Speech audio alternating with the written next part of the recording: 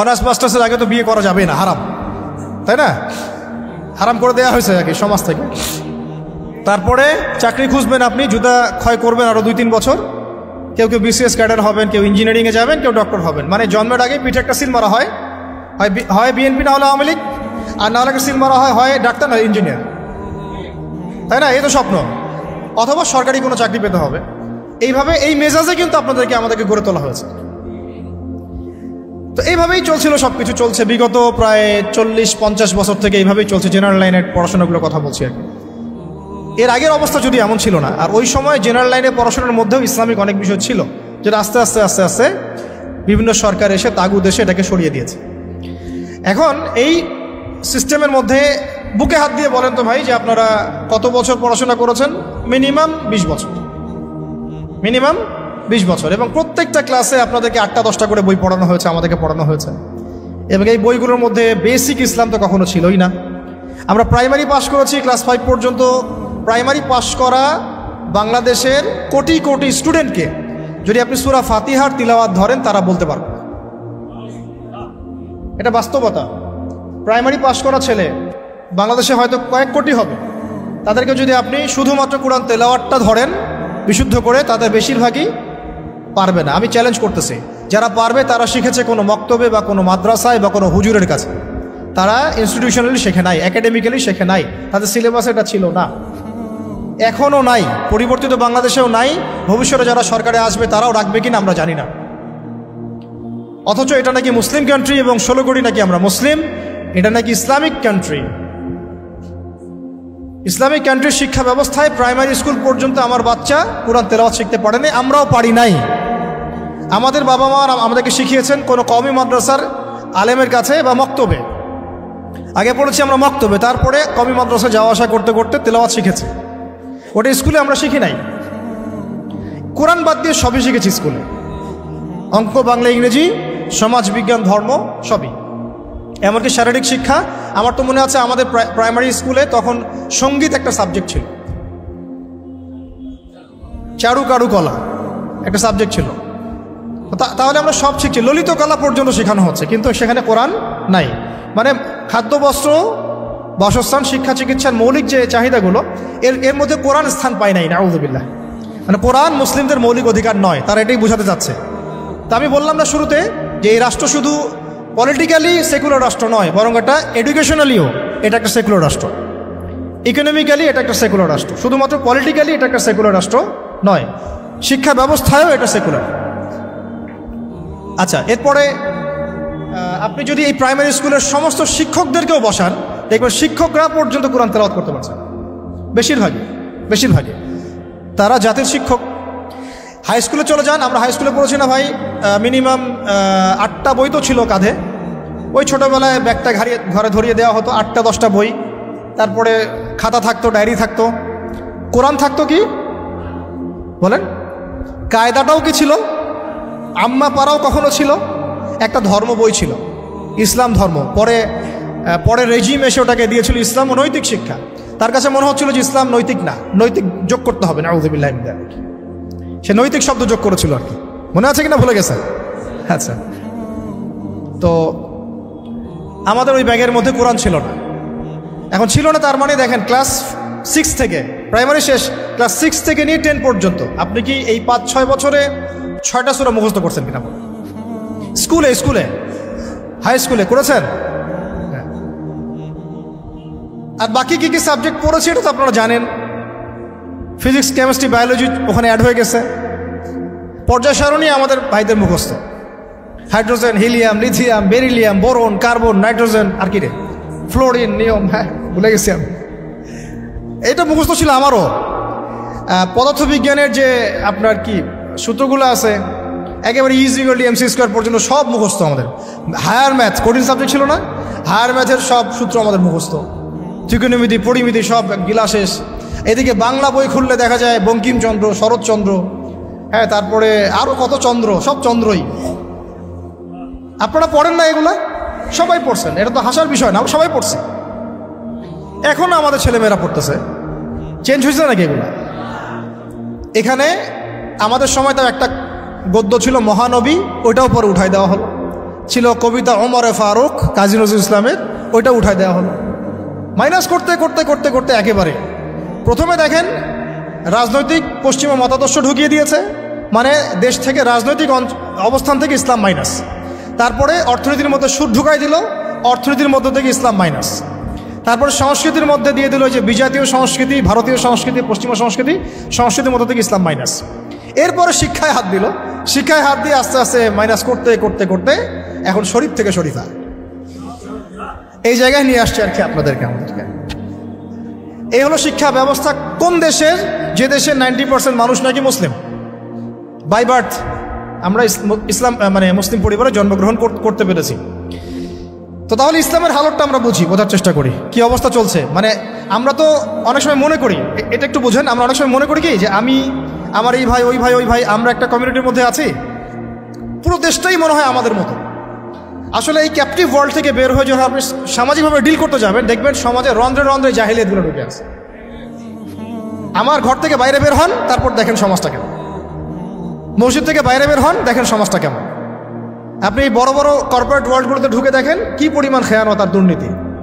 Political জগতে ঢুকেন, তাহলে বুঝবেন যে মানুষ কত খারাপ হইতে পারে, কত জালেম হইতে পারে। প্রশাসনের মধ্যে ঢুকেন, তাহলে বুঝবেন কিভাবে মানুষ এত বড় বড় খুনি হইতে পারে। তো আমাদেরকে ক্যাপটিভ চিন্তা থেকে বের হতে হবে। আল্লাহ পাক আমাদেরকে তৌফিক দান করে না। এটা আপনারা পারবেন, বিকজ আপনারা এই ওয়ার্ল্ডগুলো ডিল করেন। যদি আপনারা ইসলামিক জ্ঞানে আলোকিত হন, তাহলে আপনাদের দ্বারা সম্ভব ইনশাআল্লাহ। তা আমরা দোয়া করি আল্লাহ পাক যেন তৌফিক দান করেন। তো এটা গেল হাই স্কুল। আচ্ছা, হাই স্কুলে তো A+ তো সবাই অটো পাস নাকি না?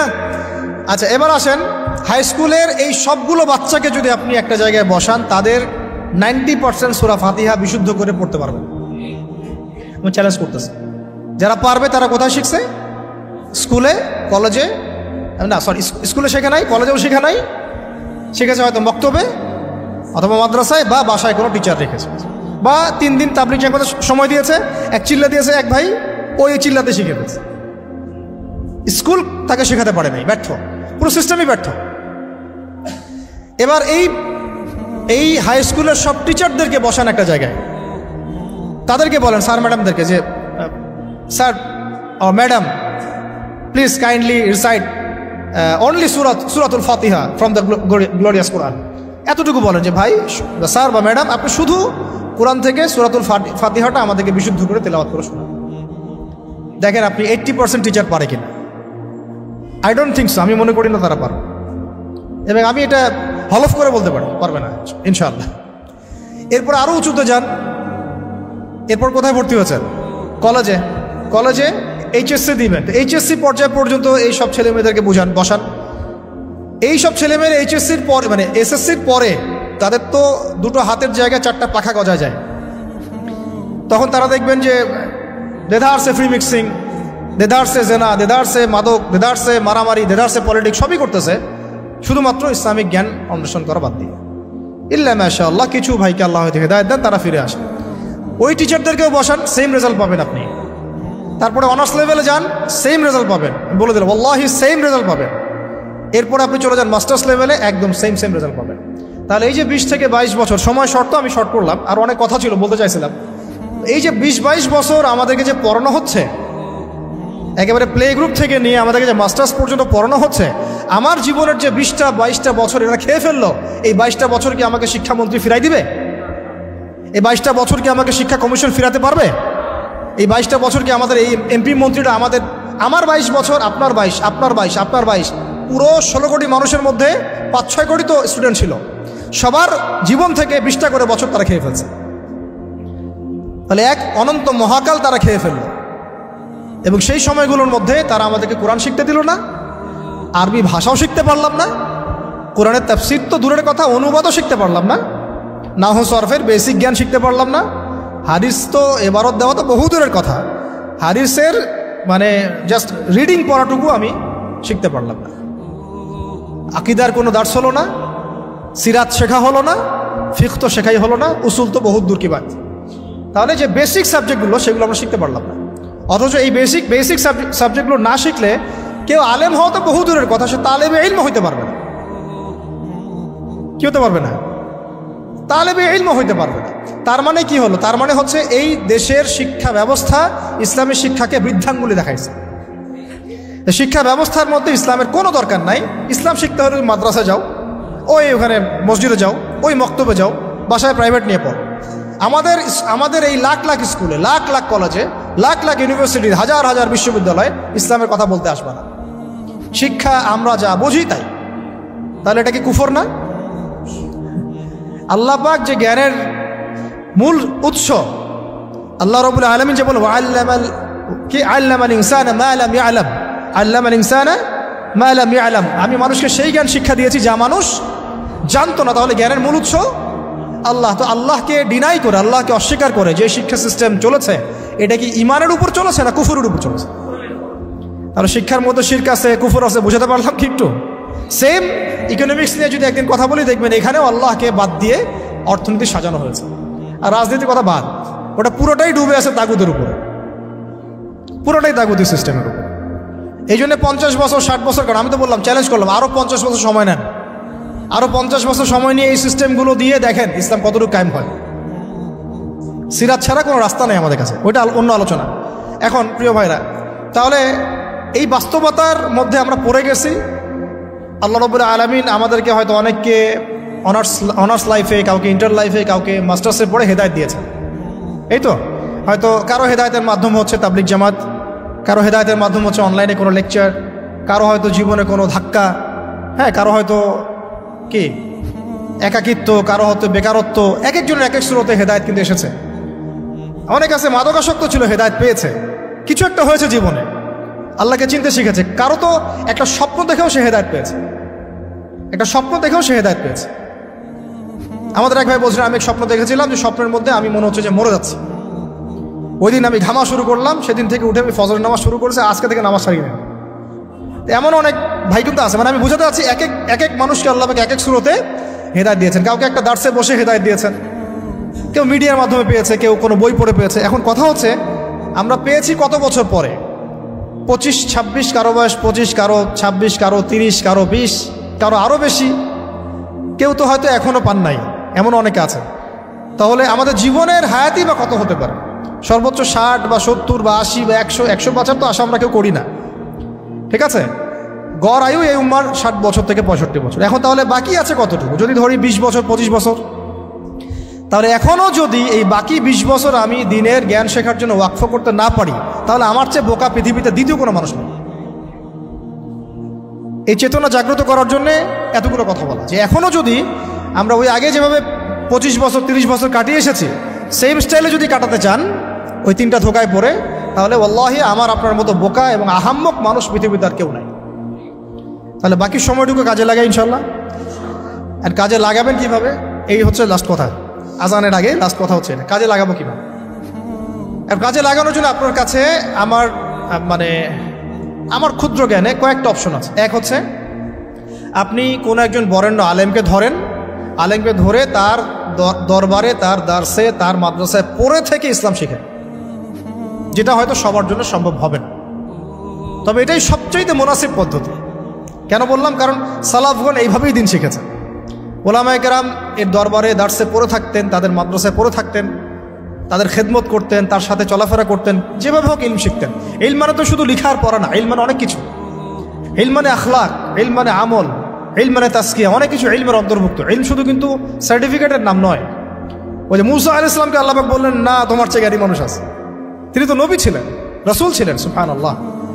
তো এটা হচ্ছে একটা উপায় বা সুরত, যে একজন বরেণ্য আলেমকে খুঁজে বের করে তার সাথে মশওয়ারা করে তার সোহবতে থাকা, কন্টিনিউয়াসলি তার কাছে যাওয়া আসা করতে থাকা, এবং তিনি যে দিক নির্দেশনা দেন সেভাবে পড়াশোনা করা। এটা হয়তো সবার পক্ষে পসিবল নাও হতে পারে। দ্বিতীয় সুরত হচ্ছে যে এখন যে যেখানেই আছেন সেখান থেকে শিফট করে মাদ্রাসায় ভর্তি হয়ে যেতে হবে। মাদ্রাসায় ভর্তি হয়ে গিয়ে কোথা থেকে পড়া শুরু করবেন? যেহেতু আপনি এখনও তিলাওয়াতও জানেন না, তাহলে তিলাওয়াত থেকে। যেহেতু আপনি এখনও হয়তো কেউ তিলাওয়াত জানেন, কোনো হিফজ করা হয়নি, কিছুটা হিফজ করতে হয়, অথবা হিফজ করেছেন কিছু, এখন আপনি নাহু সরফ থেকে শুরু করবেন, আরবি ভাষা থেকে শুরু করবেন, আস্তে আস্তে বড় ক্লাসে যাবেন। এখন আপনারাই জানেন ভালো করে যে আপনারা কোন পর্যায়ে আছেন। দেখা যাবে বেশিরভাগই কোরআন তেলাওয়াতও এখনও বিশুদ্ধ করে করতে পারছে না, বেশিরভাগই আরবি ভাষাও জানছে না, তাহলে এখন কি আপনাদের এই বয়সে মাদ্রাসায় শিফট করা পসিবল কিনা? বেশিরভাগের ক্ষেত্রে কি পসিবল? দেখা যাবে হয়তো 5% 10% পারবেন, বাকিরা কিন্তু পারবেন। তাহলে তাদের কি সুরত? তাদের জন্য আরও সুরত হচ্ছে, এটা খুব একটা ইফেক্টিভ না, তারপরেও এটা একটা মন্দের ভালো অপশন। সেটা হচ্ছে অনলাইনে অনেক কোর্সেস আছে বিভিন্ন প্রতিষ্ঠানে, সেখানে হয়তো 3 মাস 4 মাস 6 মাস করে বিভিন্ন কোর্স করতে করতে কিছুটা জ্ঞান শেখা। তাও সেটা একা একা না, ওই ওস্তাদদের সহবতে থাকতে হবে, পরামর্শ করে থাকতে হবে। ঠিক আছে?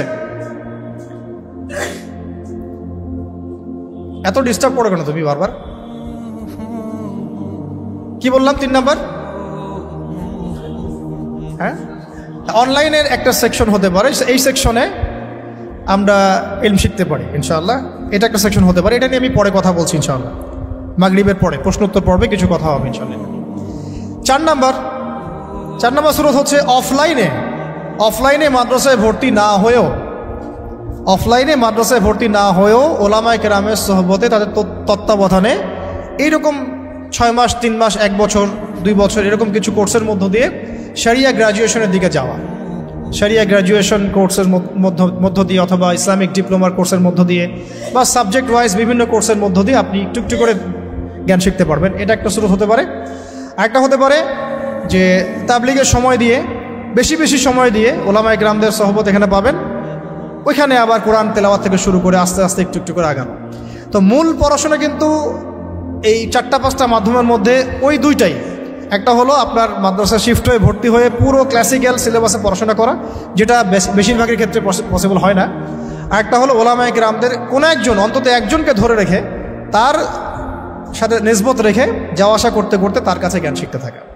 এছাড়া কিন্তু জেনারেল শিক্ষিত এই ভাইদের জ্ঞান শেখার খুব একটা রাস্তা আমার জানা মতে আমার চোখে পড়ে না। বাকি যেটা আপনাদের সামনে পড়ে সেটা হলো আহলুল ফেসবুক ওয়াল জামাআহ, যেটার মধ্য দিয়ে আপনারা জ্ঞান শিখবেন না, বরং জাহালাত শিখবেন।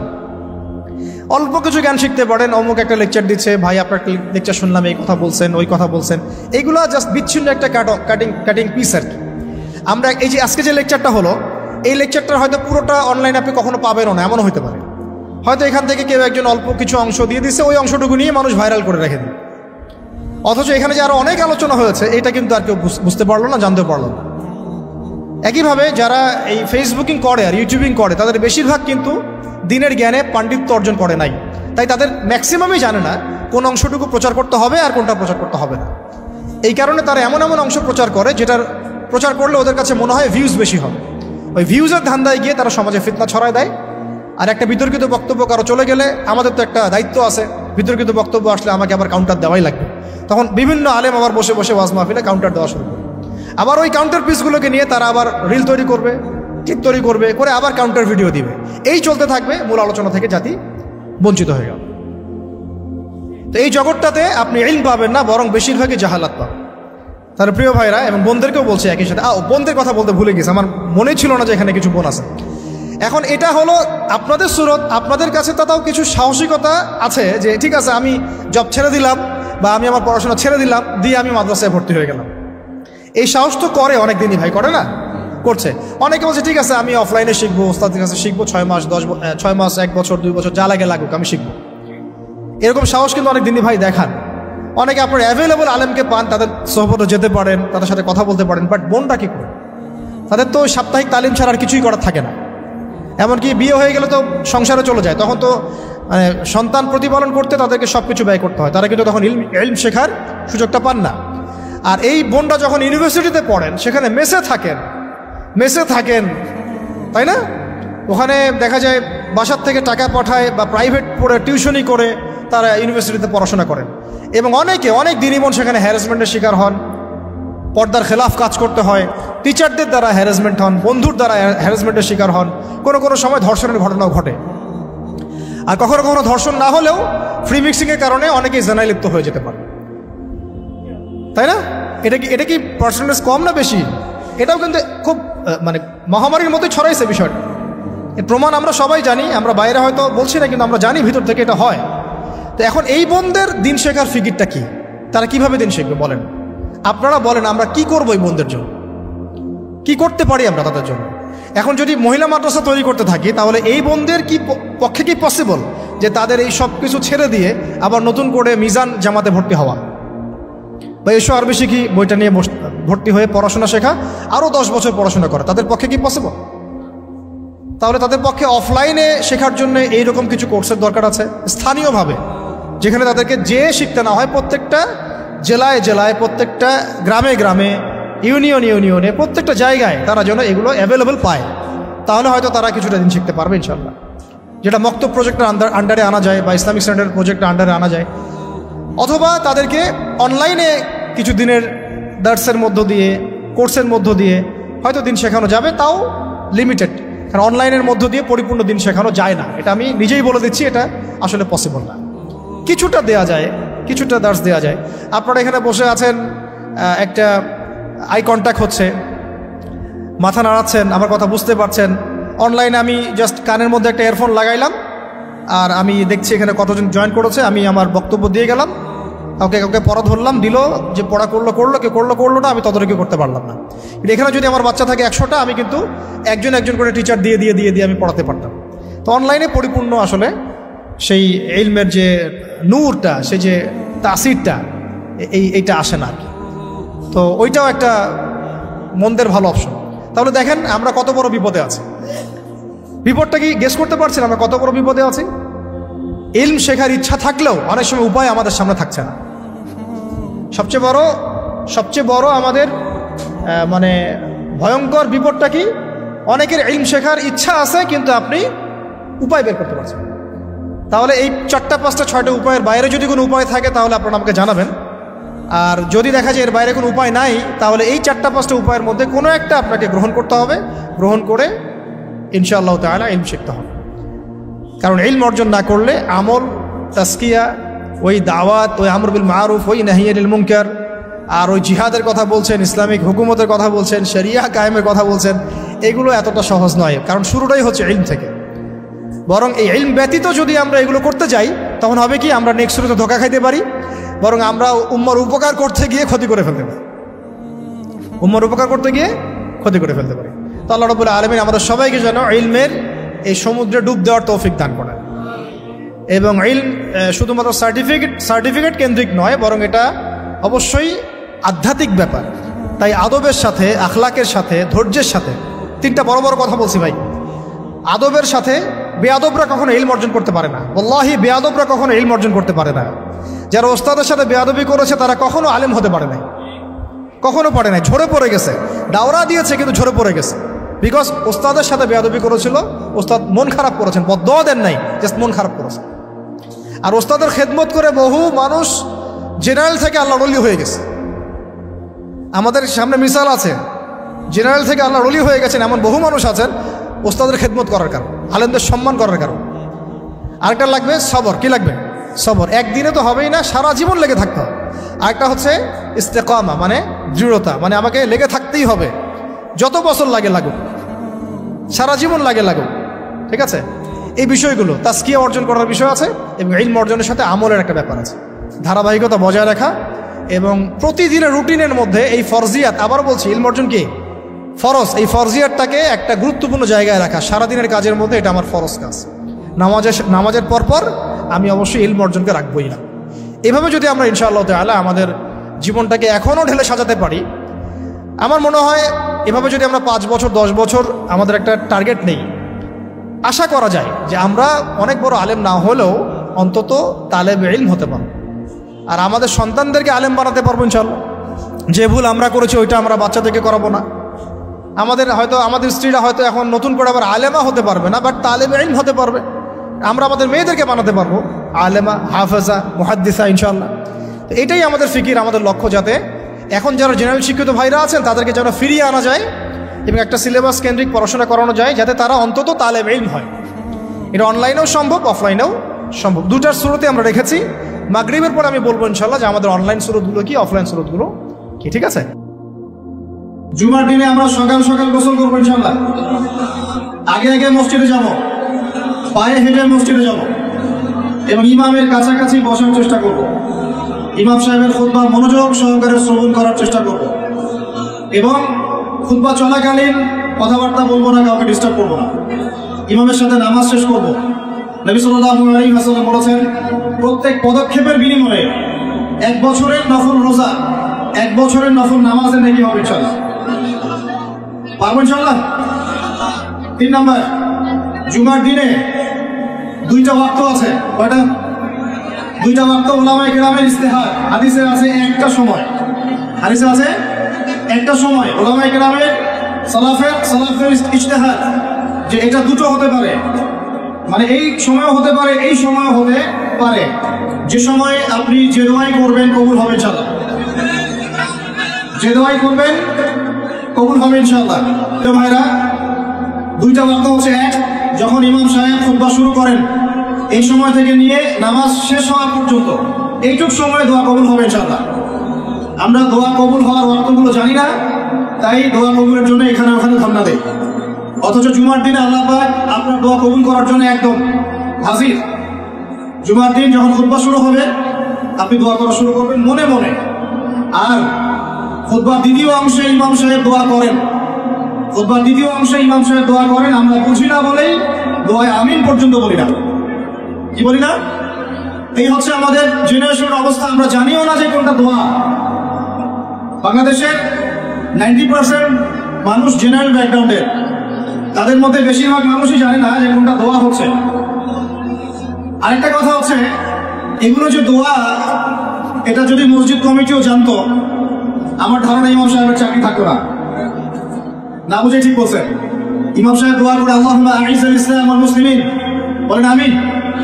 ইমাম সাহেব দোয়া করে আল্লাহুম্মা আইজ্জাল ইসলাম ওয়াল মুসলিমিন, আল্লাহ ইসলাম এবং মুসলমানদেরকে ইজ্জত সম্মান দান করো। বুঝলেন কি দোয়া করেন? আল্লাহ আপনি মুসলমানদেরকে আর ইসলামকে ইজ্জত এবং সম্মান দান করেন। তখন আমরা বলি আমিন। ওয়া আযিল্লাশ শিরকা ওয়াল মুশরিকিন, আল্লাহ শিরক এবং মুশরিকদেরকে আপনি জিল্লতি দেন, ধ্বংস করেন। বলেন ওয়া আযিল্লাশ শিরকা ওয়াল মুশরিকিন, শিরক এবং মুশরিকদেরকে অপদস্থ কর। আমরা বলি আমিন। ওয়া দাম্মির আ'দা'আদ-দ্বীন, আল্লাহ তোমার দ্বীনের শত্রুদেরকে তুমি শায়েস্তা করো। আমরা বলি কি? আমিন। ওয়া দাম্মির আ'দা'আদ-দ্বীন ওয়ানসুর ইবাদাকাল মুমিনিন, আল্লাহ তোমার মুমিন বান্দাদেরকে তুমি সাহায্য করো। ইমাম সাহেব বলেন আল্লাহুম্মা উনসুর মান নাসারা দীন মুহাম্মদ সাল্লাল্লাহু আলাইহি ওয়াসাল্লাম, ও আল্লাহ মুহাম্মদ সাল্লাল্লাহু আলাইহি ওয়াসাল্লামের দ্বীনকে যারা সাহায্য করে তুমি তাদেরকে সাহায্য করো। আমরা বলি কি? আমিন। ওয়া খাযল মান খাযালা দীন মুহাম্মদ সাল্লাল্লাহু আলাইহি ওয়াসাল্লাম, আল্লাহ যারা নবীর দ্বীনের সাথে দুশমনি করে তাদেরকে আল্লাহ তুমি ধ্বংস করো। আমরা কি বলি? এখন বলেন এই দোয়ার অর্থ যদি বাংলাদেশের সবাই বুঝতো, তাহলে কি ইমাম সাহেব দোয়া করার সময় আমরা চুপ করে বসে থাকতাম, মোবাইল টিপতাম, একে অপরের সাথে গল্প করতে পারতাম মসজিদে? আর ইমাম সাহেবেরও কি চাকরি থাকতো? ইমাম সাহেবেরও চাকরি থাকতো? উনি বলছেন আল্লাহ ইসলামের দুশমনদেরকে ধ্বংস করেন, ইসলামের দুশমনদেরকে ধ্বংস করেন। আর কমিটিতেই বসে আছে তাগুত। সে যদি জানতো যে দোয়ার অর্থ কি, তাহলে তো চাকরি থাকতো না। শোনেন, ওয়াজ নসিহত অনেক শুনবেন, শুনেছেন জীবনে, যতক্ষণ পর্যন্ত আমরা তাগুতের সাথে কুফরি করতে পারছি না আর আল্লাহর সামনে আত্মসমর্পণ করতে পারছি না, ততদিন পরিপূর্ণ মুসলমান হতে পারি নাই। আমি রেফারেন্স দিয়ে কথা বলছি। আল্লাহ পাক সূরা বাকারায় আয়াতুল কুরসি নাযিল করেছেন 255 নম্বর আয়াত। কত নম্বর? যেটা প্রত্যেক ফরজ নামাজের পরে পড়তে হয়, ঘুমানোর আগে পড়তে হয়, এবং এটা আপনাকে হেফাজত করবে। আল্লাহ পাকের রহমতে একজন ফেরেশতা আপনাকে প্রোটেক্ট করবে। ঠিক তার পরে একটা পরে দেখছেন কখনো? আয়াতুল কুরসি কয়জন পড়েছেন? আপনার এর পরের একটা কয়জন পড়েছেন? এই দেখেন আপনার আয়াতুল কুরসির পরের আয়াতটা শুনেন। আল্লাহ পাক বলছেন বা'দা আউযু বিল্লাহি মিনাশ শাইতানির রাজীম লা ইকরাহা ফিদ-দীন, দ্বীনের মধ্যে কোনো জবরদস্তি নাই। কি নাই ভাই? দ্বীনের মধ্যে কোনো জবরদস্তি নাই। ক্বাদ তাবায়্যানা রুশদু মিনাল গায়, মানে সত্য মিথ্যা, আলো অন্ধকার, হক বাতিল স্পষ্ট হয়ে গেছে। যেটা হেদায়েত আর যেটা গোমরাহি এটা স্পষ্ট হয়ে গেছে। স্পষ্ট হয় নাই? তারপরে আল্লাহ বলছেন মান ইয়াকফুর বিত-তাগুতি ওয়া ইউমিন বিল্লাহ ফাকাদ ইসতামসাকা বিল-উরওয়াতিল ওয়াসকা। এই আয়াতটা তো আমরা অনেকে জানি না। আল্লাহ পাক বলেছেন মান ইয়াকফুর বিত-তাগুত, যে বা যারা তাগুতকে অস্বীকার করলো বা তাগুতের সাথে কুফরি করলো, ওয়া ইউমিন বিল্লাহ, এবং আল্লাহর প্রতি ঈমান নিয়ে আসলো, ফাকাদ ইসতামসাকা বিল-উরওয়াতিল ওয়াসকা, সে ব্যক্তি একটা শক্ত রশি আঁকড়ে ধরলো, লা ইনফিসামা লাহা, যেটা কখনো ছিঁড়ে যাবে না ইনশাআল্লাহ। তাহলে আল্লাহ পাক এই আয়াতে বলছেন আপনাকে তাগুতের সাথে কুফরি করতে। কার সাথে? তাগুতের সাথে কুফরি করতে এবং মুমিন হতে। ইমানদার হতে হলে তাগুতের সাথে কুফরি করতে হবে, আর তাগুতের প্রতি ঈমান রাখলে মুমিন হওয়া যাবে না। কথা বোঝা যাচ্ছে? তাহলে এখন ডেফিনেশন কি তাগুতের? কাকে বলে এটা? যেটার প্রতি কুফরি না করলে আমি মুমিন হতে পারবো না। এক, আল্লাহ বাদ দিয়ে যার ইবাদত করা হয় সেটা তাগুত। আল্লাহ বাদ দিয়ে যার ইবাদত করা হয় সেটা তাগুত। আল্লাহ বাদ দিয়ে এমন কারো দাসত্ব করা যেটা আল্লাহ রাব্বুল আলামিনের কোরআন এবং সুন্নাহ শরীয়তের মূলনীতির বাইরে, তাগুত। এমন কোন বিধান যেটার দাসত্ব করলে আল্লাহর কোরআনের বিধানকে অবজ্ঞা করা হয়, ওটাও তাগুত। এমন কোন সিস্টেম যে সিস্টেমটা আল্লাহ এবং তার রাসূলের বিধান মোতাবেক চলে না, গায়রুল্লাহর বিধান মোতাবেক চলে, ওটাও তাগুত। আমার কথা কি বলা যাচ্ছে? ভয় লাগতেছে? তাগুতের সাথে কুফরি না করতে পারলে মুমিন হতে পারবেন। এখন চট্টু বটম সব তাগুত, চট্টু বটম সব তাগুত।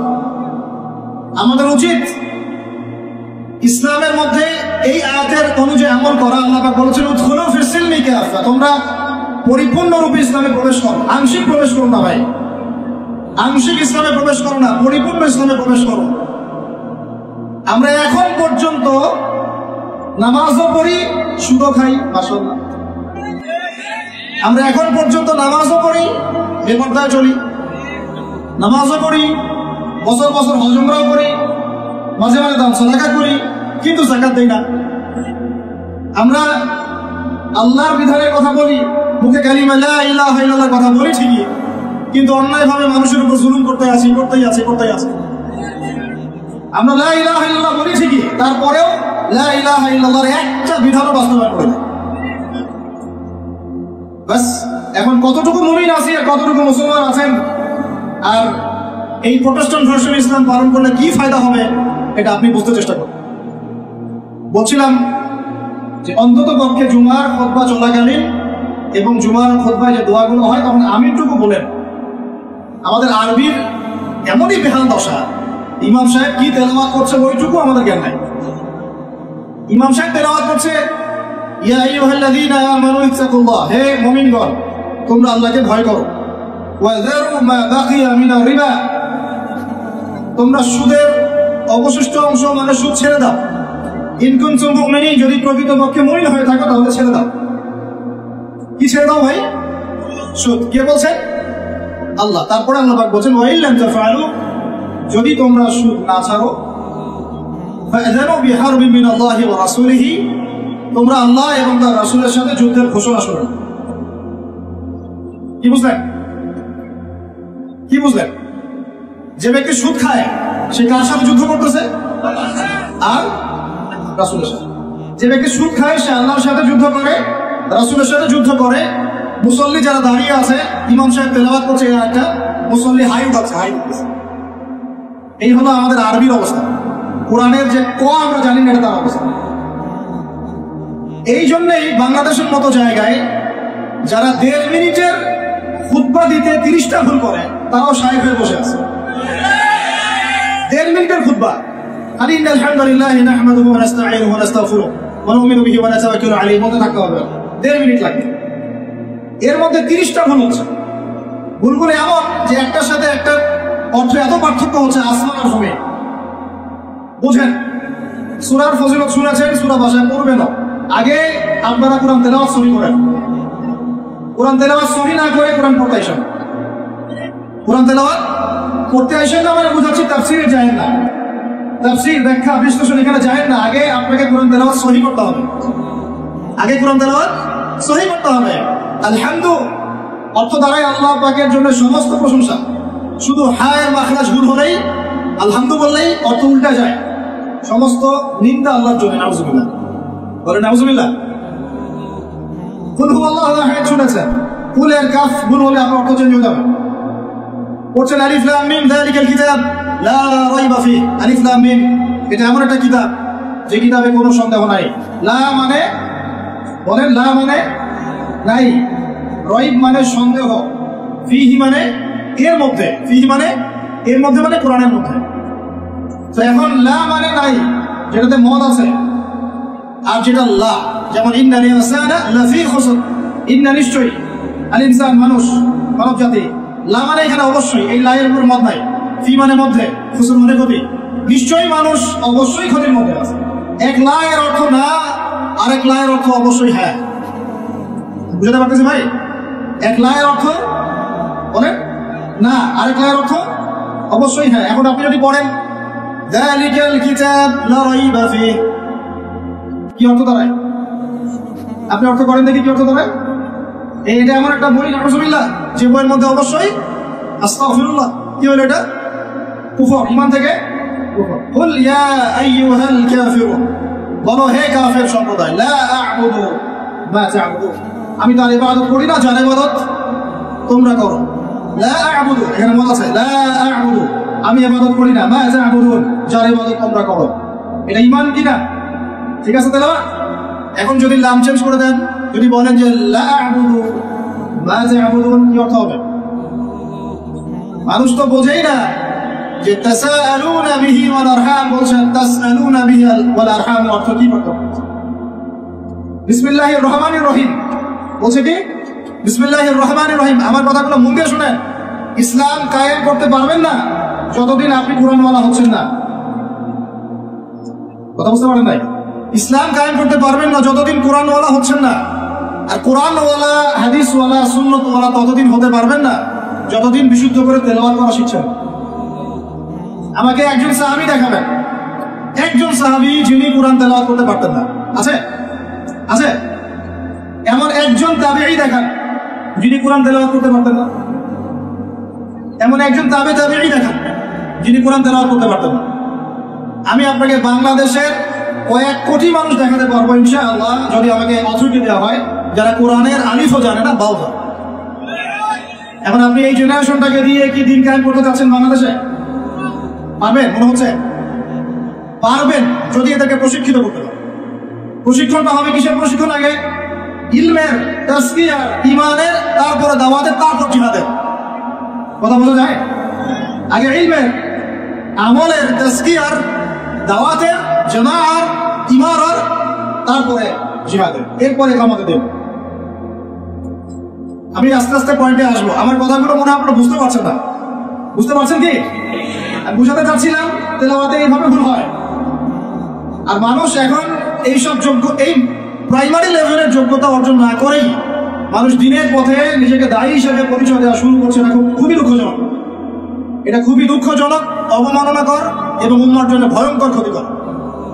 আর আমরা সাধারণ মানুষ অনেক সময় না বুঝে এ ধরনের মানুষকে অনেক উঁচু মর্যাদা দেওয়ার চেষ্টা করছি, না বুঝে। এটা ঠিক হচ্ছে না, কারণ উপকার করতে গিয়ে ক্ষতি হয়ে যেতে পারে বেশি।